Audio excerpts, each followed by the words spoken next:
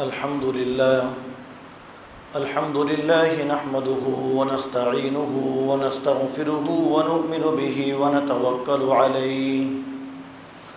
ونعوذ بالله من شرور أنفسنا ومن سيئات أعمالنا من يهده الله فلا مضل له ومن يضلله فلا هادي له ونشهد أن لا إله إلا الله وحده لا شريك له ونشهد أن سيدنا ومولانا محمدا عبده ورسوله قال الله تبارك وتعالى في القرآن المجيد والفرقان الحميد إن عدة الشهور عند الله 12 شهرا في كتاب الله وقال الله تبارك وتعالى إن الله وملائكته يصلون على النبي يا أيها الذين آمنوا صلوا عليه وسلموا تسليما درود شریف پڑھ لیجیے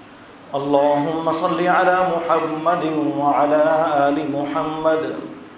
كما صليت على إبراهيم وعلى آل إبراهيم إنك حميد مجيد اللهم بارك على محمد وعلى آل محمد كما باركت على إبراهيم وعلى آل إبراهيم إنك حميد مجيد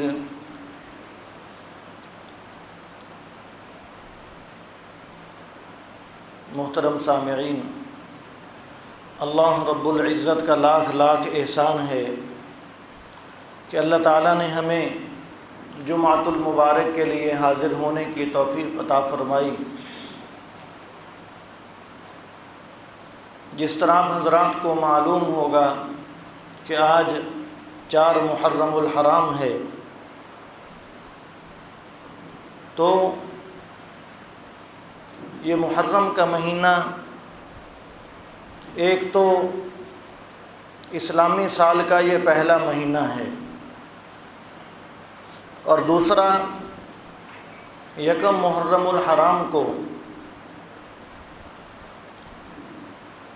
حضرت عمر رضی اللہ تعالیٰ عنہ کی شہادت ہے، اور پھر 10 محرم الحرام کو حضرت حسین رضی اللہ تعالیٰ عنہ کی شہادت ہے۔ اس حوالے سے اس محرم کے اندر 3 عنوان ہیں، ایک حضرت عمر رضی اللہ تعالیٰ عنہ کی شہادت اور اسلامی سال کا پہلا مہینہ، اور حضرت حسین رضی اللہ تعالیٰ عنہ کی شہادت۔ اور یہ محرم کا مہینہ شروع سے ہی محترم چلا آ رہا ہے۔ 4 مہینے ہیں جن کو اشہر حرم کہا گیا، ایک ذی قعدہ کا، ذی الحجہ کا، محرم کا اور رجب کا۔ یہ 4 مہینے ایسے ہیں کہ ان کو اشہر حرم، حرمت والے مہینے کہا گیا۔ دروازے کھول دو، ابھی کھول دو، ابھی کھول دو، کنڈیاں لگی ہیں۔ ان 4 مہینوں کو اشہر حرم کہا گیا، یعنی شروع سے ہی یہ 4 مہینے قابل احترام چلے آ رہے ہیں۔ زمانہ جاہلیت کے اندر بھی لوگ ان 4 مہینوں کا احترام کیا کرتے تھے، اور قرآن پاک کے اندر بھی ان حرمت والے مہینوں کا تذکرہ ہے۔ تو یہ محرم اسلامی سال کا پہلا مہینہ ہے، اور ہماری صورتحال یہ ہے، ہم پر انگریزی تعلیم اور انگریزی کلچر اس قدر سوار ہے کہ بازار میں جا کر، سکول و کالج میں جا کر، یا کسی سے بھی پوچھا جائے کہ جی پہلا مہینہ کون سا ہے، ہر کوئی یہی کہے گا کہ جی جنوری پہلا مہینہ ہے۔ اور جب جنوری پہلا مہینہ شروع ہوتا ہے تو اس مہینے کی 1 تاریخ کو ہر کوئی ایک دوسرے کو مبارکباد دے رہا ہوتا ہے کہ جی نیا سال مبارک ہو، جبکہ ہم مسلمان ہیں، ہمارا جو اسلامی سال شروع ہوتا ہے وہ جنوری سے نہیں بلکہ ہمارا اسلامی سال محرم سے شروع ہوتا ہے۔ تو اس لیے ہم مسلمانوں کو یہ چاہیے کہ 1 جنوری کو نہیں، 1 محرم کو مسلمان ایک دوسرے کو مبارکباد دے رہے ہوں کہ نیا سال مبارک ہو۔ اور پوچھا جائے کہ پہلا مہینہ کون سا ہے تو مسلمان کو یہ علم ہونا چاہیے کہ پہلا مہینہ جو ہے وہ محرم کا مہینہ ہے، اور محرم کا مہینہ یہ محترم ہے، اسلامی سال کا پہلا مہینہ ہے، اور یہ محرم کا مہینہ ہمیں یہ سبق سکھلاتا ہے کہ دیکھو اگلا سال شروع ہو گیا، گویا کہ تمہاری زندگی میں 1 سال اور کم ہو گیا۔ یہ مہینہ ہمیں اس بات کی فکر دلاتا ہے کہ تمہاری زندگی سے 1 سال اور کم ہو گیا، ذرا فکر کرو، ذرا سوچو، غور کرو کہ تم نے کیا کمایا ہے، کیا کھویا ہے۔ جس کو کسی نے کہا کہ ہو رہی ہے عمر مثل برف کم، چپ کے رفتہ رفتہ دم بدم، کہ یہ عمر برف کی طرح آہستہ آہستہ ہماری پگھلتی جا رہی ہے۔ کسی نے کہا کہ غافل تجھے گھڑیال یہ دیتا ہے منادی، گردوں نے گھڑی عمر کی ایک اور گھٹا دی۔ یہ جو ہماری زندگی کا پہیہ چل رہا ہے، اب نیا سال شروع ہوا تو گویا کہ ہماری زندگی 1 سال اور کم ہو گئی۔ تو ہمیں اس بات کی فکر کی ضرورت ہے کہ ہم پچھلے سال کے اندر ہم نے کتنے گناہ کیے ہیں اور کتنے نیک اعمال کیے ہیں، جو گناہ کیے اس پر ہم نے توبہ کر لی ہے یا نہیں کر لی۔ دوسری بات یہ کہ یہ محرم کا مہینہ جو ہے، اس مہینے کے اندر کچھ چیزیں ایسی ہیں کہ جو ہم نے اپنی طرف سے ایجاد کر رکھی ہیں، کچھ چیزیں ایسی ہیں کہ ہم نے ان چیزوں کو محرم کے ساتھ خاص کر رکھا ہے۔ اب مثال کے طور پر قبرستان جانا ہے تو قبرستان جانا چاہیے، ضرور جانا چاہیے، اس سے آخرت یاد آتی ہے۔ آپ صلی اللہ علیہ وسلم نے قبرستان جانے کے بارے میں ارشاد فرمایا کہ فَإِنَّهَا تُزَهِّدُ فِي الدُّنْيَا وَتُذَكِّرُ الْآخِرَةَ، کہ جو قبرستان جانا ہے اس کی برکت سے دنیا سے آدمی بے رغبت ہوتا ہے، اور آدمی کو قبرستان جانا یہ آخرت یاد دلاتا ہے۔ جب آدمی قبرستان جاتا ہے تو آدمی کو آخرت یاد آتی ہے، دنیا سے بے رغبتی آدمی کے اندر آتی ہے۔ تو اس لیے قبرستان جانا چاہیے، لیکن پورا سال جانا چاہیے، پورا سال قبرستان جانا چاہیے۔ صرف 1 مہینے کو قبرستان کے لیے خاص کر لیا جائے، یا 10 محرم کو قبرستان کے لیے خاص کر لیا جائے، یا پھر پہلے عشرے کو محرم کے قبرستان کے لیے خاص کر لیا جائے، یہ اسلامی تعلیمات کے خلاف ہے۔ کہ آدمی پورا سال تو نہ جائے اور محرم کو خاص کر لے کہ میں نے محرم میں ہی قبرستان جانا ہے، یہ محرم کو خاص کرنا یہ اسلامی تعلیمات کے خلاف ہے۔ آپ صلی اللہ علیہ وسلم نے تو قبرستان جانے کی ترغیب دی ہے۔ آپ صلی اللہ علیہ وسلم نے ارشاد فرمایا کہ جو کوئی ہفتے کے اندر 1 مرتبہ اپنے والدین کی قبر پر جاتا ہے تو اللہ تبارک و تعالیٰ اس کو والدین کا فرمانبردار لکھ دیتے ہیں۔ اب دنیا کے اندر، زندگی کے اندر، والدین کی زندگی کے اندر ہم فرمانبرداری اگر نہیں کر سکے والدین کی، اگر والدین کو راضی نہیں کر سکے، تو آپ صلی اللہ علیہ وسلم نے ہمارے لیے یہ بہت بڑا موقع چھوڑ دیا۔ مشکات شریف کی حدیث ہے، یہ فرمایا کہ جو ہفتے میں 1 مرتبہ قبرستان جائے، والدین کی قبر پر جائے، تو وہ اللہ تبارک و تعالیٰ اس کو والدین کا فرمانبردار لکھ دیتے ہیں۔ تو اس لیے قبرستان جانا چاہیے، لیکن ہر ہفتے جانا چاہیے، پورا سال جانا چاہیے۔ صرف 1 مہینے کو قبرستان کے لیے خاص کر لینا یہ اسلامی تعلیمات کے خلاف ہے۔ دوسری بات یہ کہ قبرستان جانے کا جو حکم فرمایا اور جو ترغیب دی ہے آپ صلی اللہ علیہ وسلم نے، وہ صرف مرد حضرات کو دی ہے، خواتین کو قبرستان جانے کی ترغیب بالکل نہیں دی گئی۔ عورتوں کو قبرستان جانے سے شریعت کے اندر منع کیا گیا ہے، اس لیے کہ عورتیں بے پردہ ہو کر، چاہے بے پردہ ہو کر چاہے باپردہ ہو کر، جس صورت میں بھی قبرستان جائیں تو شریعت نے عورتوں کو قبرستان جانے سے منع کیا، اس لیے کہ نماز فرض عین ہے۔ نماز کے لیے عورتوں کو حکم ہے کہ عورتیں گھر میں نماز پڑھیں، اور حکم ہے کہ عورت گھر میں چھپ کر نماز پڑھے تو زیادہ ثواب ملے گا، کمرے میں نماز پڑھے زیادہ ثواب ہے، کمرے کے اندر اگر اور کوئی کمرہ ہے تو وہاں چھپ کر نماز پڑھتی ہے تو اور زیادہ ثواب ہے، اس لیے کہ عورت کو شریعت نے چھپا کر رکھا ہے، عورت کو شریعت نے چھپا کر رکھا ہے، تو اس لیے عورتوں کو شریعت نے منع کیا قبرستان جانے سے۔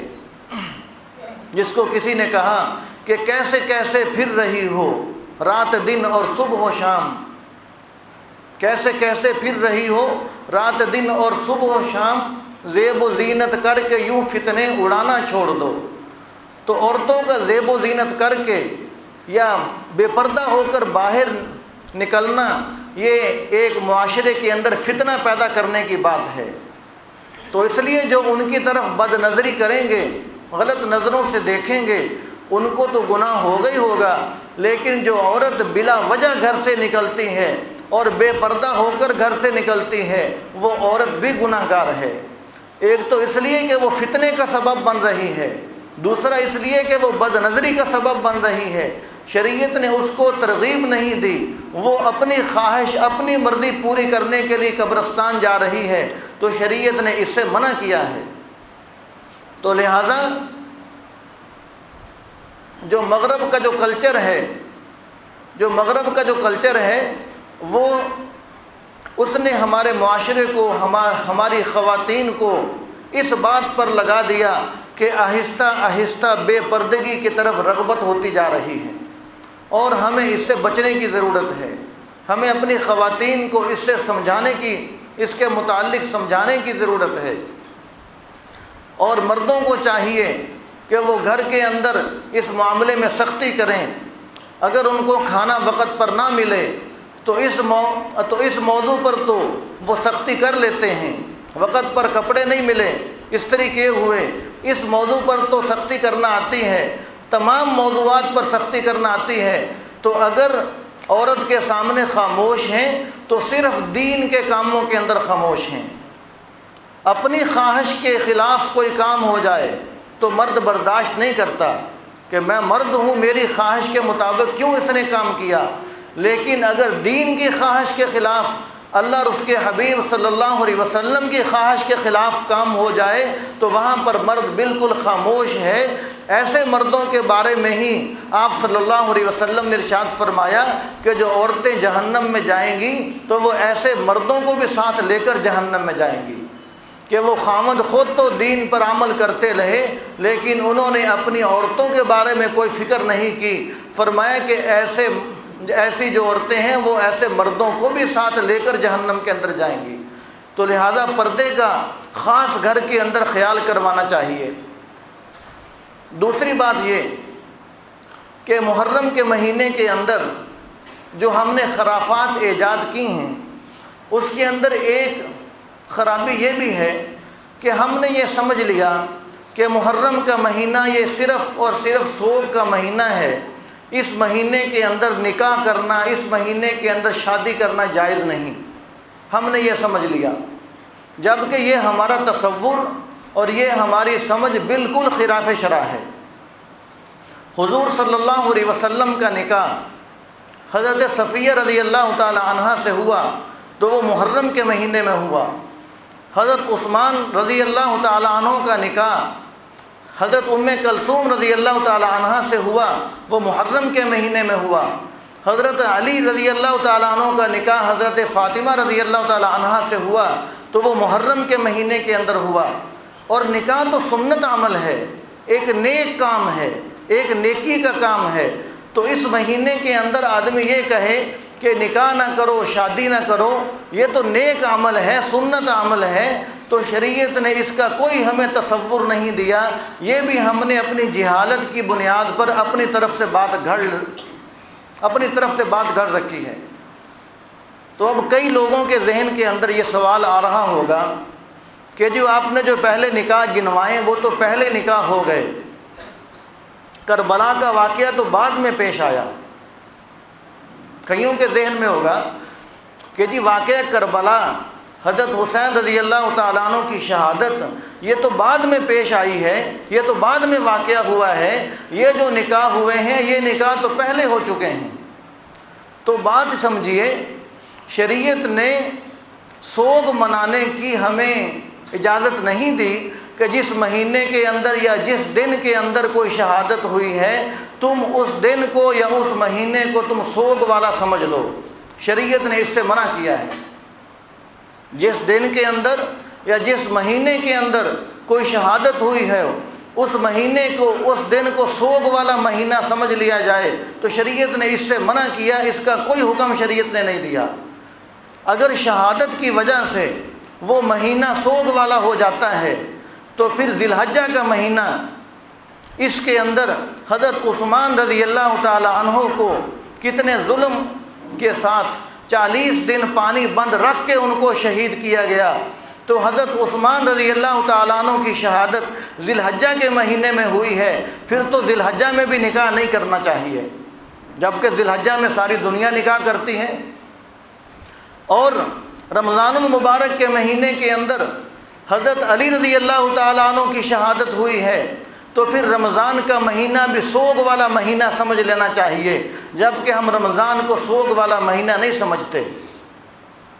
اور اگر شہادت کی وجہ سے وہ دن اور وہ مہینہ سوگ والا ہو جاتا ہے تو پھر شوال کے مہینے کے اندر غزوہ احد ہوا ہے، جس میں 70 صحابہ شہید ہوئے ہیں۔ حضور صلی اللہ علیہ وسلم کے پیارے چچا حضرت حمزہ رضی اللہ تعالی عنہ شہید ہوئے، جن کو سید الشہداء کہا گیا، جن کے ناک کان جسم کے اعضاء کاٹے گئے، تو وہ شوال کے مہینے کے اندر ہوا۔ پھر تو شوال کے مہینے کو بھی سوگ والا مہینہ بنا لینا چاہیے، جبکہ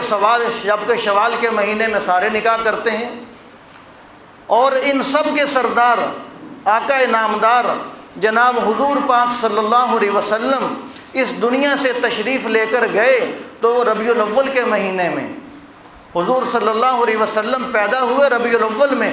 آپ صلی اللہ علیہ وسلم اس دنیا سے آپ نے رحلت فرمائی، آپ نے پردہ فرمایا، تو وہ بھی ربیع الاول کے مہینے میں۔ پھر ربیع الاول کو مہینے کو بھی سوگ کا مہینہ سمجھ لینا چاہیے، ربیع الاول میں بھی کوئی نکاح نہیں کرنا چاہیے۔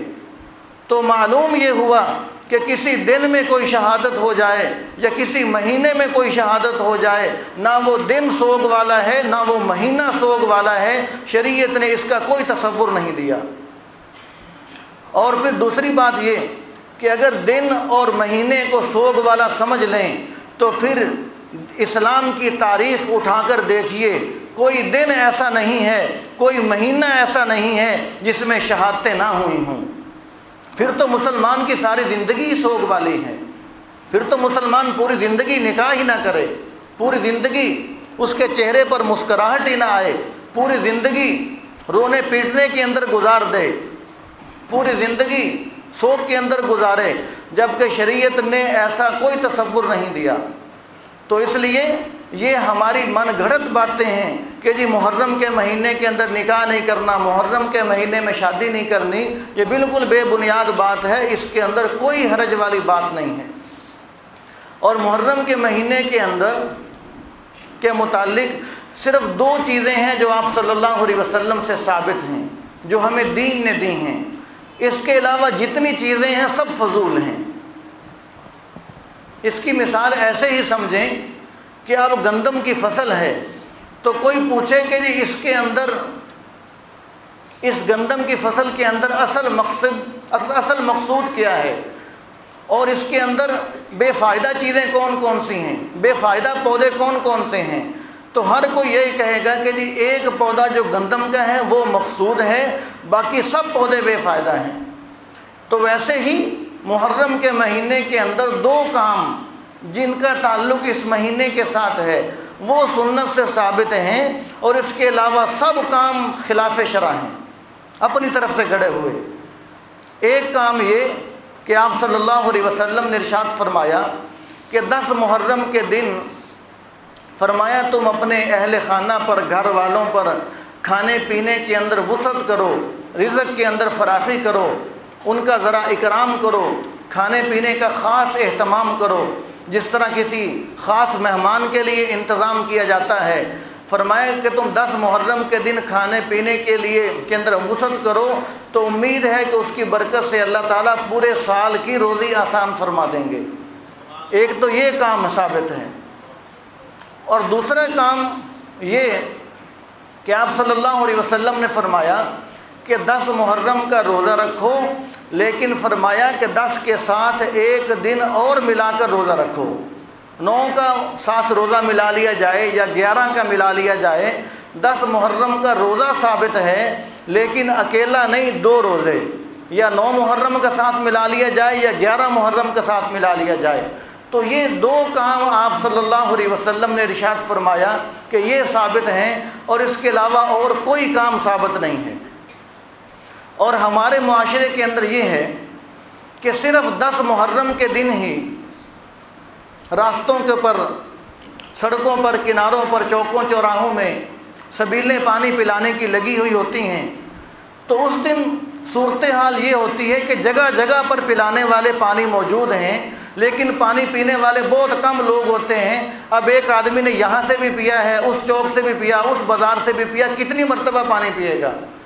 تو صرف 10 محرم کو ہی پانی پلانا ثواب نہیں ہے، پورا سال پانی پلانا ثواب ہے۔ صرف 10 محرم کو شہدائے کربلا کو ثواب نہیں پہنچتا، پورا سال شہدائے کربلا کو ثواب پہنچتا ہے۔ صرف 10 محرم کو شہدائے کربلا کو یاد نہیں رکھنا چاہیے، پورا سال یاد رکھنا چاہیے۔ اب ہر کوئی 10 محرم کو پانی پلا رہا ہے، اور ایک دوسرے کو، گزرنے والوں کو مجبور کر رہے ہیں، روک رہے ہیں، جو نہیں روک رہا اس کو غلط نظروں سے دیکھ رہے ہیں کہ یہ کوئی ہمیں اہل بیت کا ماننے والا نہیں لگتا جس نے ہم سے پانی نہیں پیا۔ بھائی ضروری 10 محرم کو ہی پلانا ہے؟ محرم کا پورا مہینہ پڑا ہے، محرم کے بعد اگلے مہینے پلا لینا، اس سے اگلے مہینے پلا لینا۔ تو اس لیے صرف ایک دن کو، ایک مہینے کو خاص کر لینا یہ خلاف شرع ہے، اور اس کے اندر چیز بھی ضائع ہوتی ہے، اس کے اندر چیز بھی ضائع ہوتی ہے۔ اور پھر دوسری بات یہ کہ یہ تو تھا محرم کے حوالے سے کچھ باتیں، اور نئے اسلامی سال کے حوالے سے کچھ باتیں شروع میں ذکر کیں۔ تو دوسری بات یہ کہ دوسرا آج کا موضوع کہ جس طرح آپ کو معلوم ہے کہ آج 13 اگست ہے، اور کل 14 اگست آ رہی ہے جو کہ قیام پاکستان کا دن ہے، اس حوالے سے کوئی 2-4 باتیں عرض کرتے ہیں،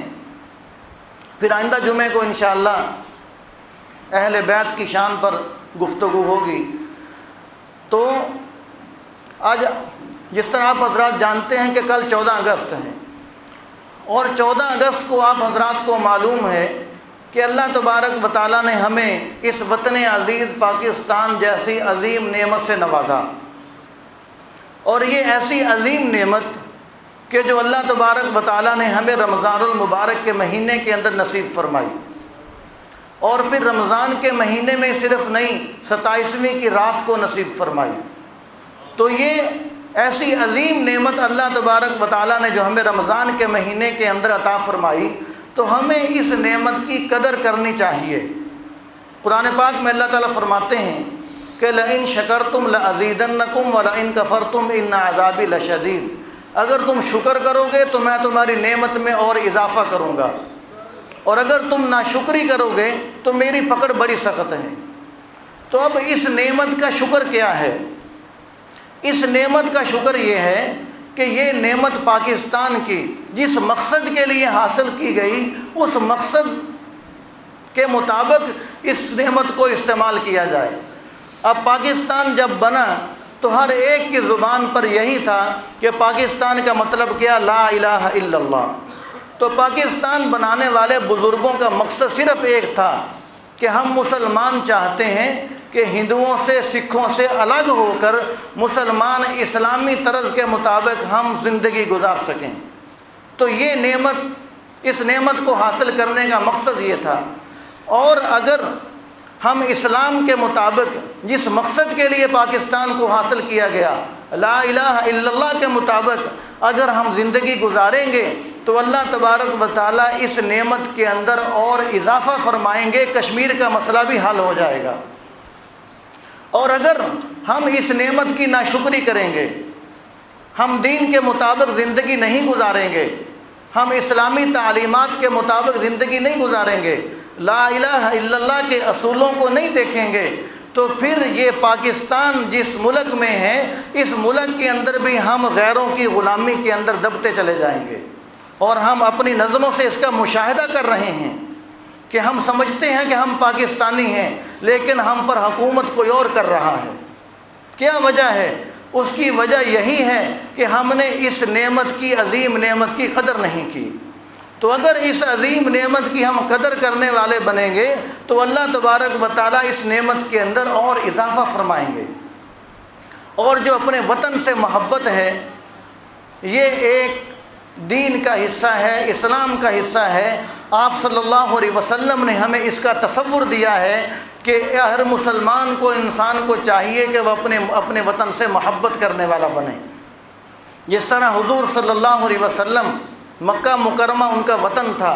وہاں آپ صلی اللہ علیہ وسلم نے بچپن گزارا، جوانی گزاری، وہاں آپ صلی اللہ علیہ وسلم نے اپنی زندگی کے 53 سال گزارے۔ تو وہاں جب 53 سال گزار کر وہاں پیدا ہوئے، تو جب وہاں اپنے وطن سے ہجرت کر کے مدینہ منورہ جا رہے تھے تو آپ صلی اللہ علیہ وسلم مکہ مکرمہ کی پہاڑیوں کو دیکھ کر، مکہ مکرمہ کو دیکھ کر اپنی آنکھوں سے آنسو بہا رہے تھے۔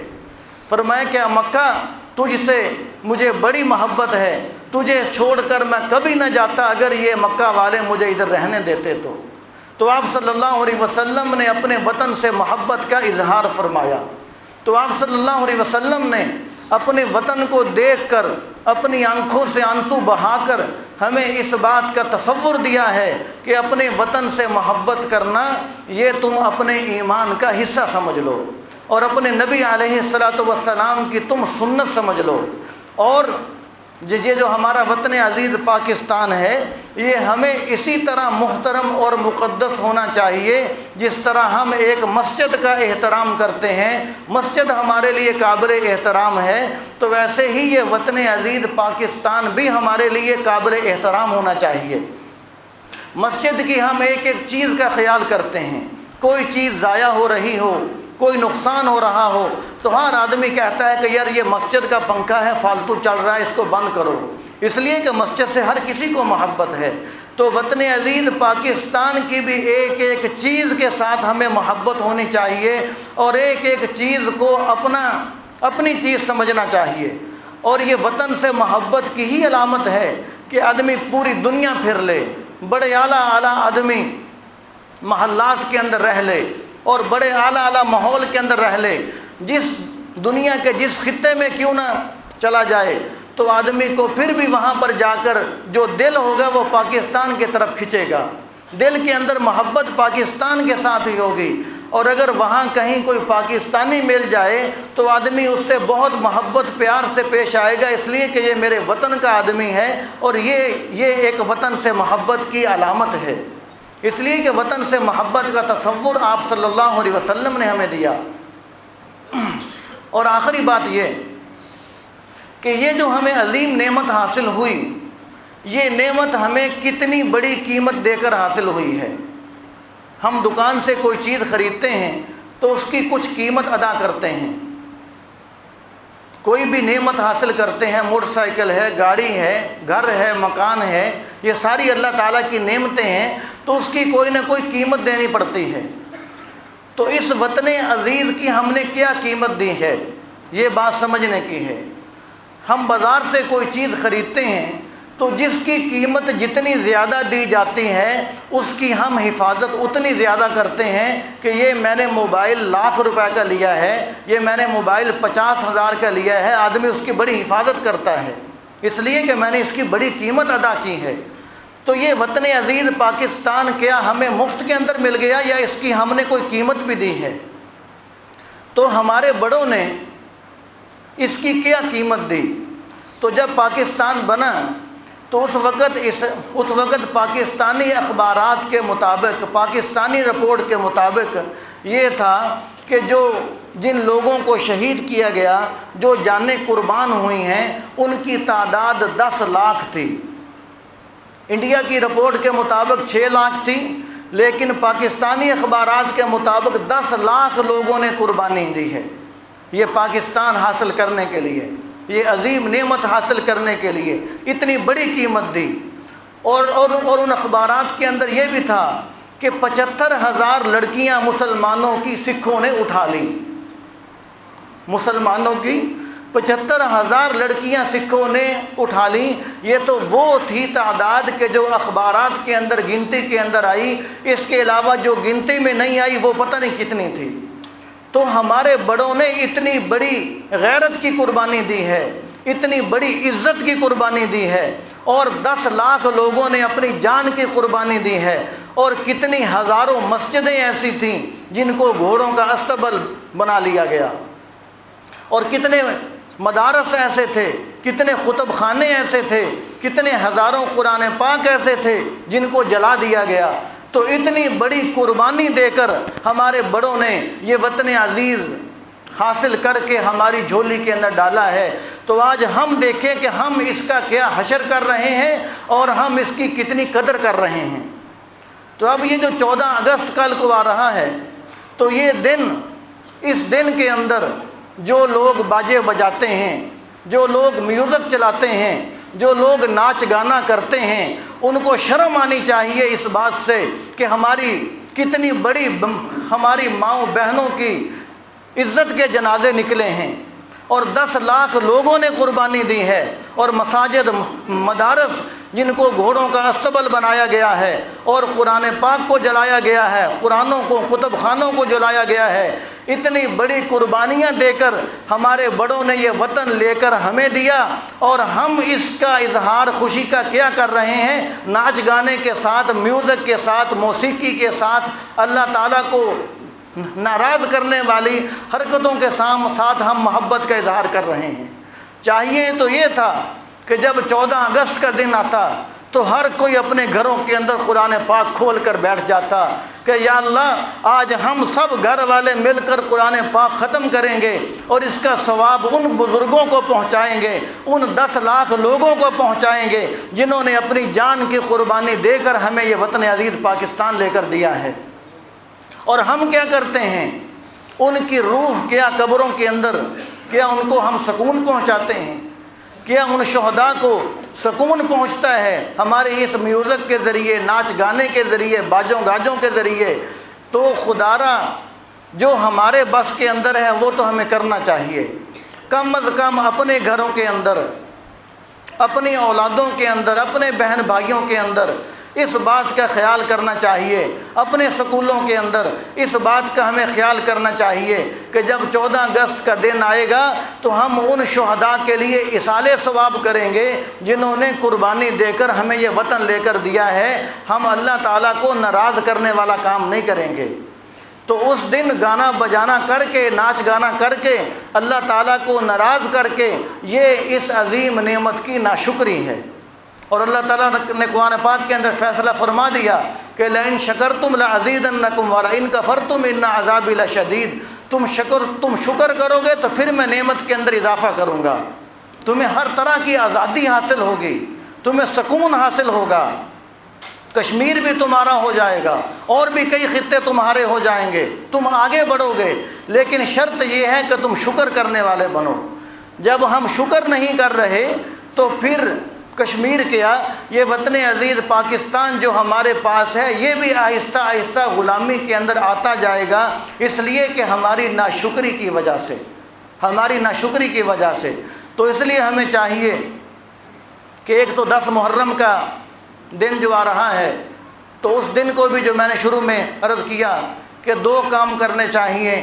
ایک تو کھانے پینے کی وسعت گھر والوں پہ کی جائے، دوسرا روزے کا اہتمام کیا جائے، ایک روزہ ساتھ ملا کر۔ اس کے علاوہ دوسرے سب خرافات ہیں۔